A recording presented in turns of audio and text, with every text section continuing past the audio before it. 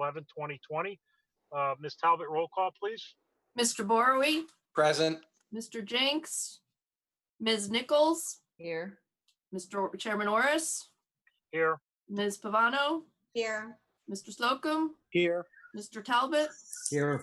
Mr. Belliber, Here. Mr. Walsh, Here. and you have a quorum, Mr. Chairman. Great. Thank you, Ms. Talbot. Please rise for the Pledge of Allegiance.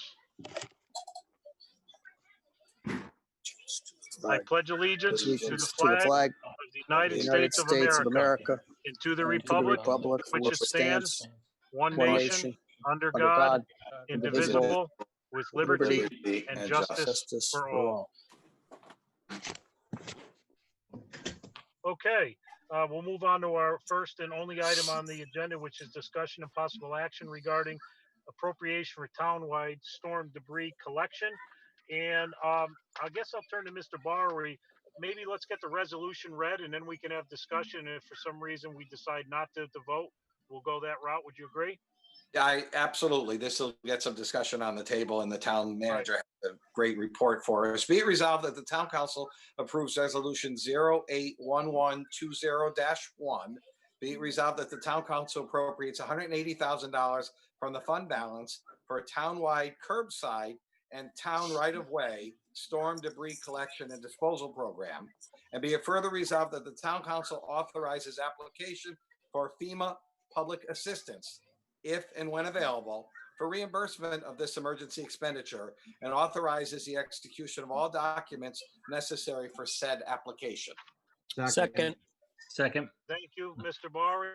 I assume that was Mr. Slocum or Mr. Vella. Mr. Slocum, Yes. second? Yep. Great, Correct. thank you. Okay, back to you, Mr. Borowey. Actually, I can give a brief summary. I did talk to the town manager, but I'd rather actually let the town manager give his report if he could, because he's been really in the thick of this, doing yeoman's work with the staff, getting our part of the opening done as efficiently and as best as possible. And so I'd like to hear from him the report, if that's okay, Mr. Chairman. Absolutely, I expected that. Thank you. Thank you. All right, thank you very much. And first, just thank you for the kind words. And again, it's been a team effort among all town employees. We've been working as hard as we can to try to get the town back online as quickly as possible. It has been an interesting week since just about this time last week, actually. And I think we've come a long way. We have received a number of requests, and I'm sure you've received a number of questions related to storm debris collection options. I think we take as a minimum that we would have a drop-off location, as we have in certainly more minor storms in the past. As you'll see in the plan, that drop-off actually in 3 locations is part of the plan, if folks have the means and would like to clear their own areas and drop it off free of charge. But what we have before you most significantly is a proposal for a curbside debris pickup.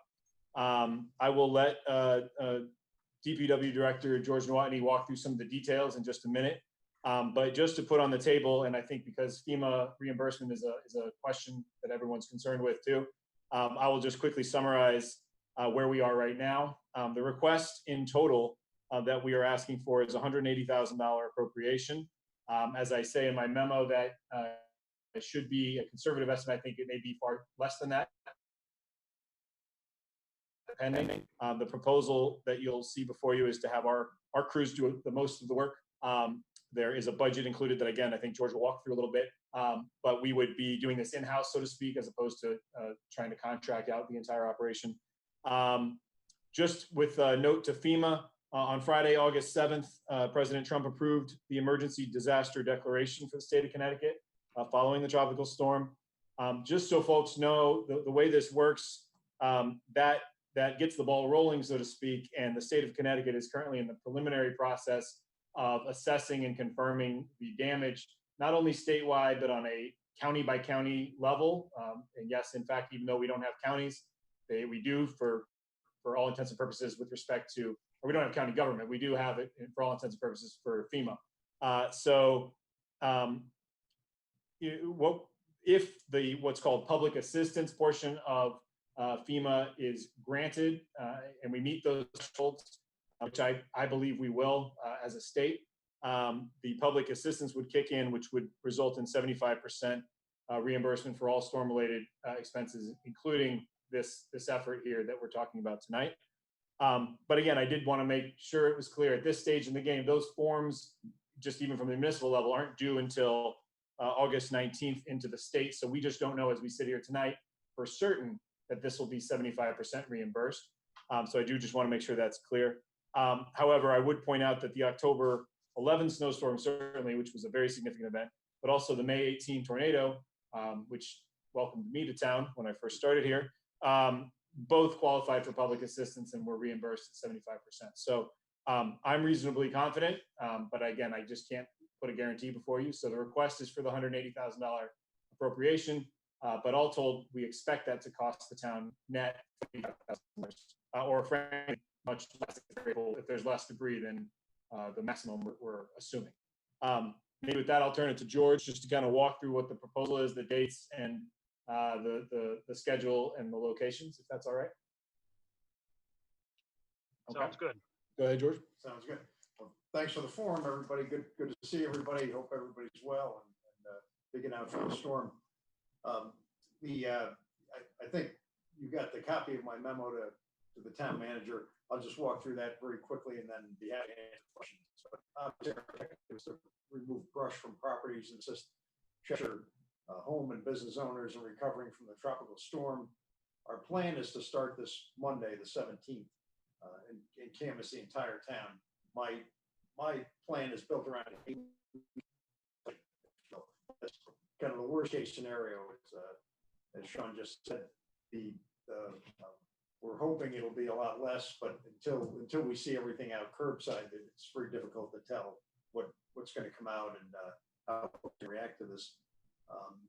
The eligibility is all property owners, including businesses. That was a change that Sean asked, and I encourage. So it will take care of all properties in town, we hope.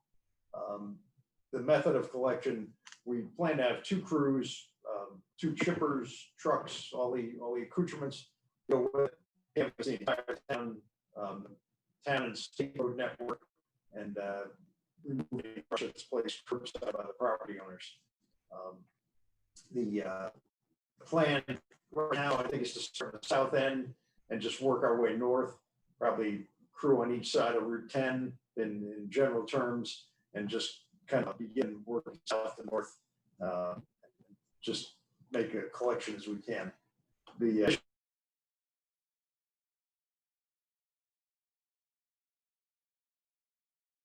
This won't be a multiple pass situation like our leaf collection or anything like that.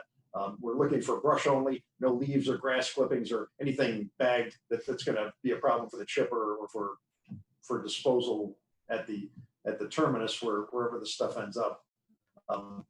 The diameter of branches, chippers, and just the ability of people to lift them and things like that.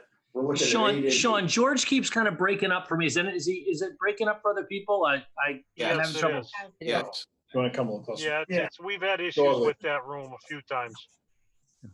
Probably just me. Is this any better? Yes, Yeah. hope so. All right, just speak louder. All right, I'll go back to the method of collection just so everybody hears that. That's probably one of the more important parts. We're going to have 2 crews with 2 chippers, trucks, all the equipment that goes with it, and just basically canvass the town from south to north, either side of Route 10 in general terms, and work our way to the north end of town. The conditions is we're trying to make one pass through the town, so we're not planning this to be a multiple pass event or anything like that, like our leaf collection is. It's brush only, no leaves or grass clippings. Anything in bags or of that nature is going to be a problem between the chipper and our final disposal of wherever these chips go. We don't want any kind of contamination in them. The diameter of the branches, we're trying to limit to 8 inches or less, just because our chippers can handle that size. It's manageable for somebody on the ground to be able to feed the chipper that way, and it won't require a lot of equipment to help us feed chippers, unlike much larger diameter brush. Our plan is not for the crew to enter any private driveways or any condominium complexes. So those those folks can still participate. They just have to drag the brush to the nearest curb, the nearest town or state road, and we'll be happy to take it from them. And obviously, no bulky waste. I put that in there just to make sure that folks understand it's just brush, not another chance to get rid of your refrigerator or anything like that. The 3 locations we've got cited for brush disposal, self-service, I'm going to call it brush disposal, and the state has confirmed that today that we have the ability to place brush in these locations. Is Quinnipiac Park, the overflow parking area just to the left of the entry drive as you come in off of Cheshire Street. Bartlam Park, the Millings parking lot, which is kind of behind the skate park, I'm going to say, in there. We'll use that. And then the old transfer station, which is at the Public Works Garage or adjacent to the Public Works Garage on Waterbury Road. So that's our overall plan for how to do the work. And then I can answer any questions or go into the budget figures as you like. Thank you so much, George and Sean. Questions or comments? Mr. Slocum, I saw you raise your hand. Yeah, just a quick one, George. We had a dry run on this in 2011, and that's probably how you staged everything and probably how you sort of have an assessment of volumes and things like that. Is that sort of how you've arrived at some of this information? Yeah, correct, Mr. Slocum. That was a good run. The only difference is that every storm is different. Every storm is different, so that it's just a hard guess to figure what's going to come out of the wood, so to speak. No pun intended. You never know what's going to show up. So, but that's correct. This plan was largely put into effect in 2011. Right. Thank you. Other questions or comments? I cannot see everybody, so just dive in if you don't mind. Hey, George, it's Dave Veliver. How are you? Good. Sorry, Don. Just quick question for what do people do? I mean, obviously limbs are one thing, but a lot of people lost whole trees, and obviously sometimes they self-cut some of those trees. So they've got whole, probably bigger than 8-inch, obviously, trunks chopped up into bits. What do they do for that? Do they quarter those chunks so that there's, how do they get rid of those, the chunks of the trunk as opposed to tree limbs? Is that included? Is that not included? I mean, obviously some have, tree companies coming and hopefully maybe those tree companies take the whole thing away as part of that process. But for those people who are self-cutting their own trees, but want to get rid of this debris, what do they do with that? Because obviously they're going to be bigger than 8 inches and they're going to be big and thick and heavy. Right. And good question. The tree company is obviously the best outlet there. If we went around trying to collect 18, 24-inch diameter sections of trees, we'll never get done this year. We'll be plowing snow and collecting this stuff at some point at the same time. So we have to limit it to something manageable. But I think the best resource is the tree company to split those things is almost impossible, especially when they're green. Right. No, I get that. I'm just curious. But for people who cut it themselves, obviously they didn't hire a tree company. Or is that something then we'll have to tell them we'll get rid of the branch, but we are not going to get rid of the stumps and the tree trunks, and they have to find some other place to get rid of those? Or could they cut them up into smaller bits, so that they, and still put them out? I guess they could conceivably cut them up into smaller bits if it's manageable. We could work with somebody, but I think honestly, there's a lot of folks in town or in the surrounding towns even who are still burning wood. So those things, I know when we drop large trees on the side of the road and go back later, a lot of times there's nothing to go back for. Folks come out, cut them up, and take them for their own uses, which is fine. But right, but I just if I could jump in, I think, Dave, we're going to have to be pretty clear to the public. I don't think we can give them the impression that we're going to be looking to pick up major stumps. And I think they've got to adhere to that 8-inch or smaller diameter requirement. If it fits within that, then they can assume we'll take it. If it doesn't, then they can assume we won't take it. Correct, George? Correct. That's Yeah, right. that's the easiest one, sure. But I I just think figured- we shouldn't be yeah. picking up firewood either. I mean, 8-inch cut up logs. I don't think that's what you're talking about either, right, George? We prefer not to. Yeah, we prefer to just. I think you have to be careful about that. Up to 8 inches is a lot. I mean, you're going to Yeah, be able to, well, usually the guys lifting it, but that seems like that's a lot. Can I just jump in a minute? I agree, Rob, with what you're saying, but I talked with George a little earlier about this same issue because I know people have asked me to help them locate people who could help them. And I know the town can't specifically recommend specific tree companies. Is there any mechanism that we can post a list of people that people could call just as an informational thing, either on the town website that says, we've gotten your brush off the property, we can't take the trees, but these are companies that have provided their names for us. We do not endorse any one of them, but they are people that are on the list and local that you could call to get the remaining things taken away. Is that possible, or does that conflict with town recommending particular people? I think we can certainly look into it. I mean, I don't think there's any issue with publicizing a number of local tree companies if we need to, especially if it's all inclusive. I don't see any issues with that. And again, I think as George said, I mean, in my own personal experience, for instance, I took a couple trees down last year that I'm glad I took down in advance of this storm, frankly.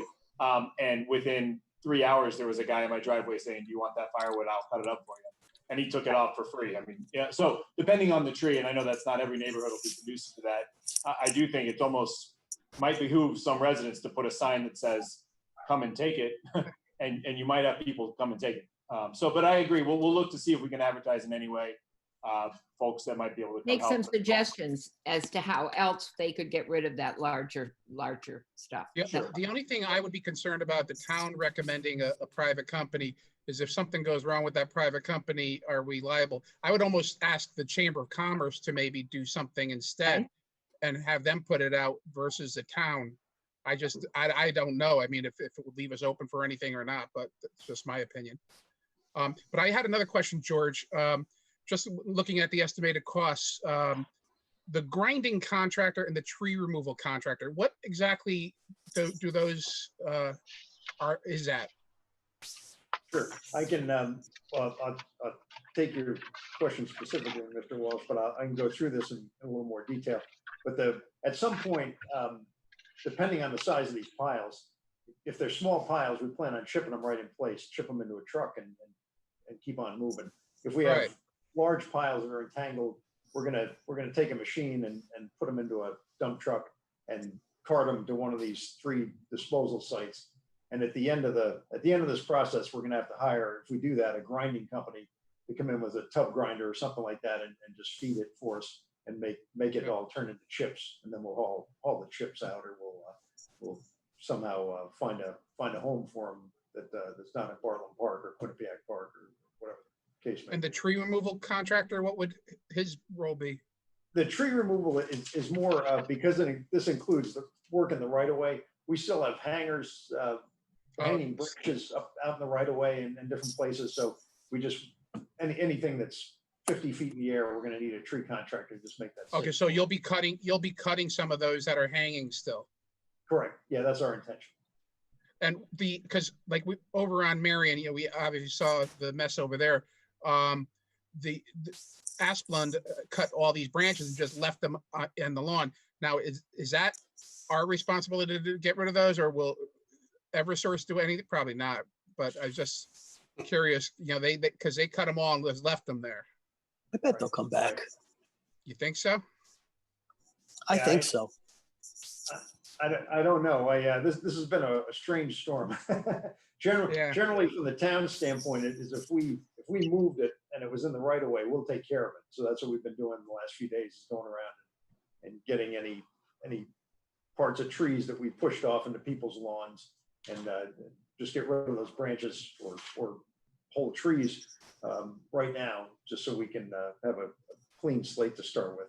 But if folks, like I say, folks can get it to the curb, we'll certainly take it if Eversource dropped them or anything else. Have you guys gone out and like surveyed to see how many hanging branches we might have? I'm assuming it's just over streets and sidewalks, correct? Correct. Yeah, just anything in the right of way. I've been out and I had to take my shoes off to keep count, but there's more than a few. I'll say that. Okay. So I can't give you an exact number, but we'll have a lot of work for the next number of weeks. That's for sure. All right. You got, yeah, George, just before I go, you did a great job. You and your crew, I mean, really, there are so many people who had so many good things to say about what you guys did. So we really appreciate it. Well, thank you. Thank you. All credit to the crew, Mark Cunningham, Rich Pruitt. They were the ones that masterminded it. So I'm proud to be Thank you. associated with them, and I'll pass that on to them. Thank you. I agree with that, George. And also, Sean, you've just gone over and above, and we're so proud of all of you. Thank you. Thank you. So with that, I can go through the costs unless there's any other questions about the procedure. And again, I'll freely admit that this is a conservative budget, the best kind according to Jim over here. But so the public works overtime. What I planned was 10-hour days, 6 days a week. So that's 60 hours a week. That gives you about $1,000 of overtime per employee per week. And then you've got 8 weeks of that and 10 people doing the work. So that's about $80,000 if you trust my math, it'll work out. My hope is that if we can, and right now our plan with the hot weather and everything is to do 8-hour days as of this moment, because if we try to burn these guys up, it's not gonna be to our advantage. So I guess I'll make this pledge that if we can do this on regular time, so to speak, 8 hours a day, and probably a number of Saturdays, that almost goes without saying if there's enough out there, we can drastically reduce that number, which is a huge part of this proposed budget. But we'll have to wait to see again what comes after the curve, and then we'll be able to assess. Fuel is just a plug number. Chipper maintenance, we're gonna need knives sharpened and different things for sure. We'll probably need a hauling contractor at some point to move the chips or the debris from one place to another at some point. If things, again, in a worst case scenario, if things are that tight for us. The grinding contractor we talked about, tree removal we talked about, police traffic control. In places we may need traffic control just because there's busy intersections or roads or different things, and we'll welcome the police if that's the case. And then I threw a $20,000 contingency in there just in case, as we all know. I hate coming back to you folks for picking here and there for more money. So I believe we can do the job with what's on this sheet of paper, and that's I'll go to the end with my belief on that till I'm proven wrong, I guess. If I could just add real quick on that, we will certainly be preparing, if this is approved by the council, we'll be preparing a final completion report and reporting back to you, so you're fully aware of how much was actually spent and a lesson learned for the future for the next natural disaster. Yeah. Any other questions or comments from members of the council? Just one, Mr. Chairman, Tim. Sean, did you say early on that by August 19th, you have to have all things turned into the state or the county relative to what anticipated expenditures were for the town? Yeah, by 3 o'clock on the 19th, we're supposed to turn in a series of forms to our Region 2 coordinator from Demas. I don't know, Jim could probably touch on that a little bit more with process, but yeah, basically that is I think they then take those forms for, I'm assuming, a few days or a week before they compile what they submit to FEMA directly. And so I think I make no promises that we'll know anything on the 19th. No, I wouldn't anticipate that. But the bottom line is that includes like overtime, expenses of that nature. What else does that include? Just if you can fill in, or just a little help on that. I know it has nothing to do with this vote. Well, from my experience before, and certainly in 2011 when I was in Simsbury, a town that was hit very hard as well. I mean, with some of these, certainly the overtime, they don't pay for straight time, so they cover overtime expenses. Right. With the machines themselves, you log all your run times. In effect, sometimes you actually almost make a little money, if you will, because we already own the equipment. So you get reimbursed for the running of the equipment you already own, if you will. So there's a little bit of a pickup there, to be honest. But I don't know if Jim, you want to jump in on anything else? The only other thing I could think of is any direct supplies, or if we contract for any services, if So that's where this sort of could fall under. It's all part of all of that. So this is a Correct. piece of that as well. Yeah. What we And have to that's- submit for the 19th is just a broad, estimate. Right, because they're uh, trying to get that from our various determination. departments. Right, That's correct. okay. Well, that's kind of what I gathered, and I appreciate the update. I know it's preliminary, but thanks. Any other Just- questions or comments, Mr. Barley? Just one comment if I could. I'm going to support this. I think it's something we need to do. I think the residents expect it because you can see so many of them are putting their stuff out on the curb already. But I also have to say that I think this is flexible, and that is, let's hope it is less money. But if to get the job done requires a few more people being put on here and pulled off of something else or some supplements, I think we've got to get it done. I think we can't let this linger on for 10 or 12 weeks.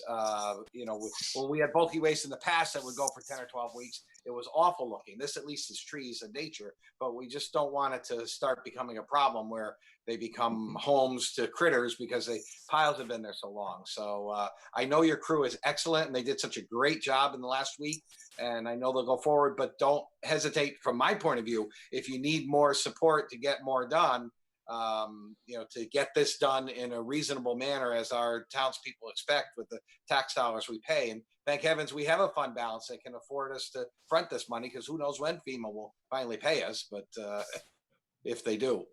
So Right. I'm ready to move forward with this, but knowing that, you're going to give us an update along the way and see how we do.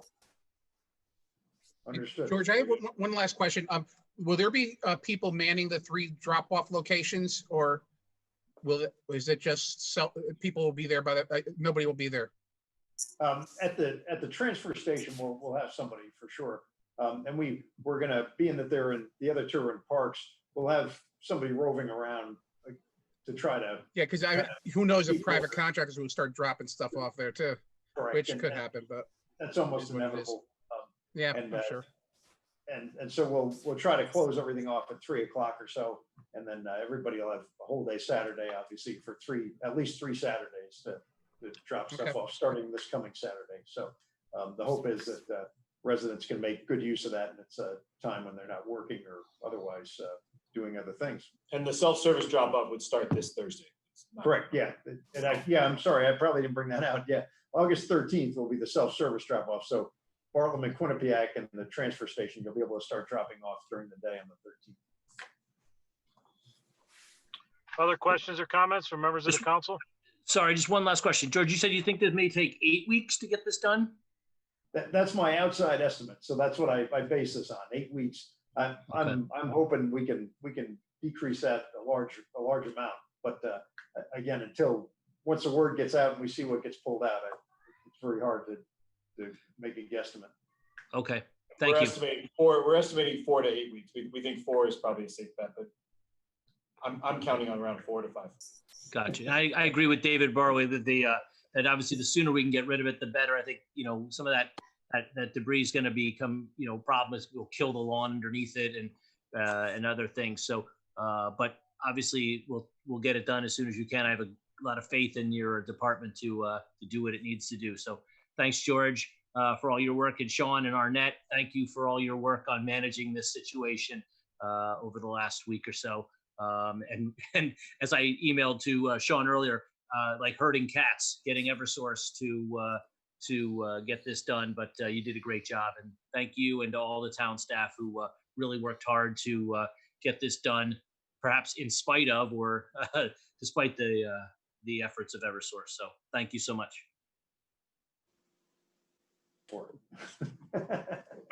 Any other questions or comments from members of the council?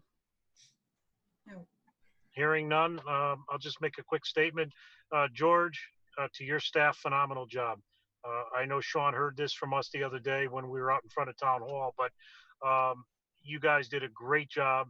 You represented our community well, as always, and we're thankful that we have you and your staff. So kudos to you and your department. Great job. I'm certainly going to support this tonight. I'm saddened that we get hit with another unexpected expense. 2020 has been a tough year for us, but nonetheless, this is a service that this community, I think, expects and deserves. And I think the sooner we get on this, the better we're all going to be. And I'm pretty confident that we'll see some reimbursement here. So I'm anxious to support this and provide this service to our community. So with that, I'm going to call for a vote. All those in favor? Aye. Aye. Aye. Opposed? Hearing none, the motion passed unanimously of those that are here. The next item on our agenda is to adjourn. Do I have a motion to adjourn? So moved. Second. Thank you, Mr. Barwe. Thank you, Mr. Slocum, I think. All those in favor? Aye. Aye. Opposed? Sounds like we're all in agreement to adjourn. In And leave with that, mode. good Thank you. night to everybody. Thank you for meeting quickly tonight. I know it was inconvenient for a lot of us, but this was something we all agreed we needed to get done for Yep. the residents of Cheshire. So thank you all. Sean, thank you.